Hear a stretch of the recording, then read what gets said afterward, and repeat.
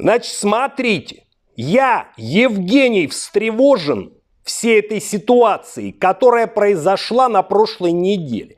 Как по мне, просто раздули из мухи слона. И некоторые эти, с позволения сказать, мухослоны утверждают, что якобы это был мятеж с попыткой госпереворота. Извините меня, но это уже ни в какие госпереворота не лезет.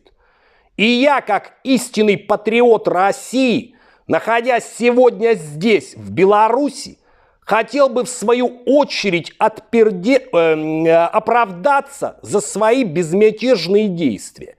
И готов ответить на все ваши вопросы для того, чтобы исключить все кривотелки в соцсетях и прочих средствах смазанной информации.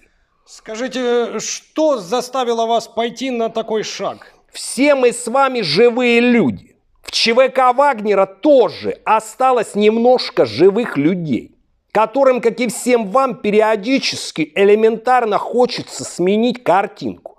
Вот мы и решили в пятницу вечером прокатиться на увлекательную экскурсию в Ростов, чтобы полюбоваться архитектурой объектов военной инфраструктуры. Потом уже мы подумали, что если за 3 дня не получилось съездить в Киев, почему бы за 1 день не смотаться в Москву? Подчеркиваю, это была обычная военно-культурно-развлекательная программа. Скажите, а почему вы поехали на военной технике? Да потому что другого транспорта у нас не было. Были бы самокаты или велосипеды.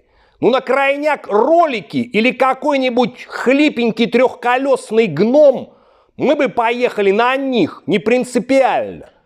Я много раз поднимал этот вопрос. Шойгу! Герасимов! Где гномосипеды? У нас нехватка гномов 70%! Хорошо, если это была просто экскурсия, почему вы не дошли до Москвы? Все очень просто. После того, как на экскурсию не собралось нужное количество туристов, мы поняли, что наш марш справедливости в какой-то момент может превратиться в фарш безвозвратности. Более того, все это наше военно-романтическое турне было организовано с целью ввести врага в заблуждение. И у нас получилось.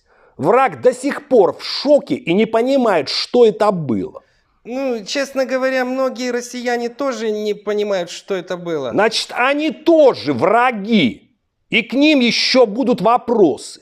Ко мне еще будут вопросы. Да, скажите, против вас завели уголовное дело, а потом его якобы закрыли, но оказалось, что не закрыли, а теперь вроде бы как закрыли. Это окончательное решение? Смотри сюда.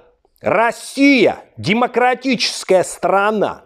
И в нашей стране любой порядочный судья, руководствуясь, подчеркиваю, правовыми нормами, хочет открывает, хочет закрывает дело по указке президента. Лично я не вижу никакого состава преступления в своих действиях. Вот если бы я, например, написал в ВКонтакте «Нет войне» или «Я за мир», тогда, пожалуйста, будьте добры, сажайте меня за решетку лет на 8. А я всего лишь с безобидными вооруженными парнями совершил небольшой вояж на Ростов, приземлив по пути 6 вертушек и 1 самолет. Что тут противозаконного? Более того, я собираюсь подать в суд на ростовский цирк, который своими воротами незаконно удерживал наш танк на протяжении всей экскурсии. Спасибо. И последний вопрос. Какие ваши дальнейшие планы? Ну смотри, первое, что я планирую сделать уже в ближайшее время, это выжить. Второе, если получится реализовать первое, это позвонить Кадырову и сказать, чтоб его никтокеры спокойно ехали в Ростов. Пусть не боятся, мы оттуда давно свалили. Ну и третье, попробовать помириться с одним человечком, у которого я когда-то работал поваром, и объяснить, что он глубоко ошибся. поскольку никакое это было не предательство, а наоборот, четко спланированное передательство подразделений ЧВК Вагнера под управление талантливейших военачальников из Минобороны. Надеюсь, прогиб будет засчитан, потому что никакого переворота я не планировал. Я хотел всего лишь припугнуть Шойгу, но не ожидал, что в итоге обделается Путин. Но, слава богу, все разрулилось, и Россия обделалась легким испугом.